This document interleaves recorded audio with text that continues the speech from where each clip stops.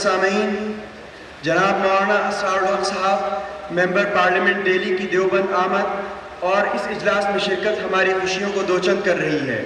ان کا نام ہی ان کے تعارف کے لیے کافی ہے۔ وہ دور رس نگاہ رکھنے والے ایک ایسے صاحب قلم ہیں جن کے قلم نے ہر حساس موضوع پر جولانی دکھائی ہے۔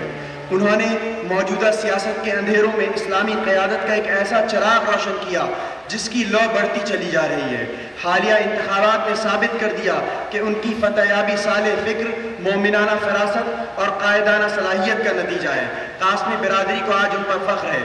دارالعلوم وقف دیوبند ان کو مبارکباد پیش کرتا ہے۔ حضرت والا سے درخواست کرتے ہیں کہ اپنے خیالات کا اظہار فرمائیں۔ علی سید المرسلین وعلی آلہ وصحبہ واہل بیتہ اجمعین، اما بعد۔ محتمم دارالعلوم دیوبند عزیز مکرم حضرت مولانا محمد سفیان قاسمی صاحب، نائب محتمم دارالعلوم وقف دارالعلوم وقف دیوبند اور حجت الاسلام اکیڈمی کے صدر عزیز مکرم مولانا شکیب صاحب قاسمی، ڈائس پر موجود علماء کرام، دانشوران ملت، اساتذہ کرام، طلباء عزیز اور معزز سامعین، مجھ کو بےحد مسرت ہوئی کہ آج میں ایک ایسی مجلس میں شرکت کرنے کی سعادت حاصل کر رہا ہوں۔ انسانی تاریخ کا مطالعہ اس بات کو واضح کرتا ہے کہ جب سے اس کائنات میں انسانیت کا وجود ہوا، اس کے کچھ ہی دنوں کے بعد جبر کی قوتوں نے اس انسانی معاشرے میں اپنی قوت کے ذریعے انسان کی فکری آزادی کو چھیننے کی کوشش کی۔ یہ فکری آزادی ہوا ہے جو انسان کو معرفت الہی میں سب سے زیادہ مدد دیتی ہے۔ جبر کی طاقتوں نے اس بات کی کوشش کی کہ انسان کو توحید سے ہٹا کر شرک کی طرف اور اللہ سے ہٹا کر غیر اللہ کی طرف اس کو لے جائے۔ اللہ تعالیٰ نے انسانوں کی فلاح و بہبود کے لیے ایک نظام قائم کیا کہ پہلا انسان پہلا نبی بن کر آئے، اور اس وقت سے لے کر حضور اکرم صلی اللہ علیہ وسلم تک نبیوں کا ایک لمبا سلسلہ قائم رہا۔ اس پوری نبوت کے عہد کا اگر مطالعہ کیا جائے تو یہ بات واضح طور پر سمجھ میں آتی ہے کہ ہر زمانے کے اندر جبر کی قوتوں نے نبیوں کے پیغام کو، ان کی دعوت کو، ان کے انسانیت کی فلاح بہبود کے لیے روشن کیے گئے چراغوں کو بجھانے کی کوشش کی۔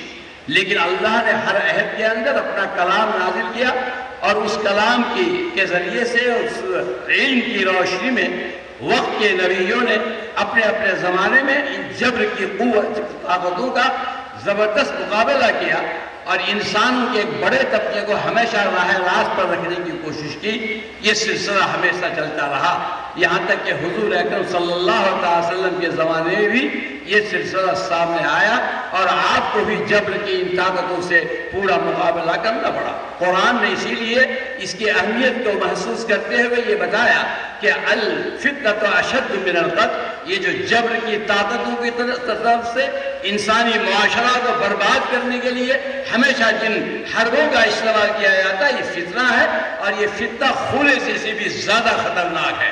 اس لیے ہر عہد کے اللہ کے ماننے والے لوگوں کے لیے یہ ضروری ہے کہ ان فتنوں کا اپنی پوری قوت کے ساتھ مقابلہ کریں۔ کہا قاتلوہم حتی لا تکون فتنہ، تم ان قوتوں سے، ان جبر کی طاقتوں سے لڑتے رہو یہاں تک کہ زمین سے یہ فتنے ختم ہو جائے۔ یہ ذمہ داری ہر عہد کے اندر نبیوں نے پورا کیا ہے، اور ان کے بعد حضور اکرم صلی اللہ علیہ وسلم تشریف لائے۔ آپ کے بعد نبوت کا سلسلہ ختم ہوا تو امت کی یہ ذمہ داری ہوئی، اور امت کے علماء نے پوری طاقت کے ساتھ ہر زمانے میں دنیا کے ہر حصے میں اس خدمت کو انجام دیا ہے۔ میرے پاس وقت نہیں ہے کہ میں تاریخ کی ان تفصیلات کو آپ کے سامنے رکھوں، لیکن ہندوستان کا ایک مختصر تذکرہ ضرور کروں گا، اور میں اس لیے کروں گا کہ میں ضروری سمجھتا ہوں کہ آج ان باتوں کا آپ کے سامنے لایا جائے۔ ہندوستان کے اندر 1200 سال سے جو اسلام کا وجود ہے، اس پوری تاریخ کے مطالعے سے یہ بات سمجھ میں آتی ہے کہ جب بھی اس فتنے نے سر اٹھایا، جس کا میں نے جبر کی قوتوں کے حوالے سے آپ کے سامنے ذکر کیا ہے، جب بھی ہندوستان میں اس طرح کے فتنوں نے سر اٹھایا، وقت کے لوگوں نے، علماء نے، مشائخ نے کھڑے ہو کر کے اس کا زبردست مقابلہ کیا۔ فتنہ اکبری کی شکل میں جب ہمارے سامنے آیا تو اسی سرحد سے حضرت شیخ احمد سرہندی رحمۃ اللہ علیہ کھڑے ہوئے اور انہوں نے کھڑے ہو کر کے اس فتنے کا زبردست مقابلہ کیا۔ اور پھر یہی نہیں بلکہ انہوں نے اس شاہی خاندان کے اندر ایسے افراد کو پیدا کرنے کے لیے کہ آئندہ ان فتنوں کا مقابلہ کریں، اپنے بیٹے خواجہ معصوم کو انہوں نے دلی میں متعین کیا اور ان کی جد و جہد اور نتیجے میں اس مغل خاندان کے اندر عالمگیر اورنگزیب جیسے ولی صفت بادشاہ کا وجود ہوا، جنہوں نے اس ملک میں ان فتنوں کو قلع کما کرنے کے لیے ایک زبردست کردار ادا کیا۔ 1707 کے اندر ان کا انتقال ہوا، لیکن اس سے پہلے 1703 کے اندر شاہ ولی اللہ رحمۃ اللہ علیہ پیدا ہو گئے اور حضرت شاہ ولی اللہ رحمۃ اللہ نے وہ بیڑا اٹھایا اور پھر انہوں نے اس وقت اسلام کو متعارف کرانے کے لیے حجت اللہ البالغہ قرآن کو عام کرنے کے لیے فارسی میں قرآن شریف کا ترجمہ اور ایک خاص فکر سے انہوں نے اسلام کے اشاعت اور دفاع دین اور اشاعت دین کے ایک نظام قائم کیا، اور وہ اشاعت دین اور دفاع دین کا جو نظام انہوں نے قائم کیا، اسی نظام کے ذریعے سے اسلام کو پھر انہوں نے مستحکم کیا۔ مجھے کہتے ہوئے خوشی ہے کہ آج جو حضرت مولانا قاسم نانوتوی رحمۃ اللہ علیہ کے نام پر اکیڈمی قائم کیا گیا ہے، حضرت مولانا قاسم نانوتوی رحمۃ اللہ علیہ اسی فکر ولی اللہ کے ترجمان ہیں۔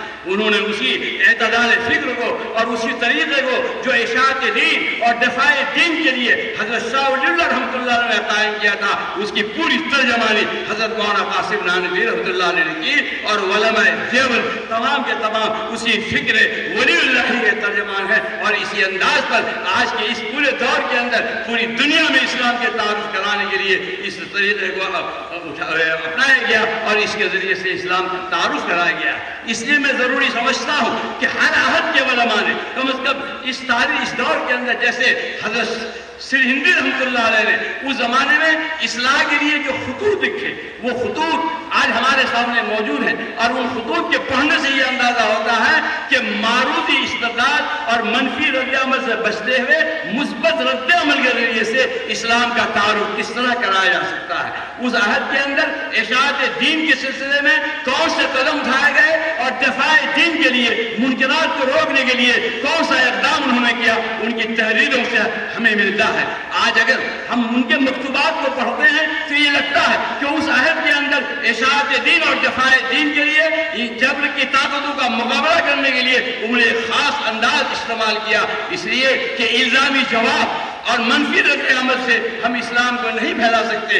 اسلام کی فکر و اشاعت کے لیے مثبت رد عمل اور معروضی استدلال کی ضرورت ہے۔ یہ تمام چیزیں ہمیں اپنے ان بزرگوں کے تحریروں میں ملتی ہیں۔ حضرت مولانا قاسم نانوتوی رحمۃ اللہ علیہ کہ اگر ہم تحریروں کو پڑھیں تو تحریروں کو پڑھنے کے بعد اندازہ ہوتا ہے کہ جہاں پر علمی اور فکری اور اسی طریقے پر اگر منکرات کو روکنے کے لیے شاملی میں میدان میں جانے کی ضرورت پڑی، جہاں جس چیز کا معاملہ پیش آیا اس انداز سے انہوں نے دفاع دین اور اشاعت دین کے لیے خدمت انجام دی۔ اس لیے آج اگر یہ اکیڈمی ان کی تمام تحریروں کو یا فکر ولی اللہ کے ترجمان علماء دیوبند کی تحریروں کو دنیا کے سامنے پیش کرتے ہیں تو میں یہ سمجھتا ہوں کہ اسلام کے تعارف میں ایک بہت بڑا کردار آپ ادا کریں گے۔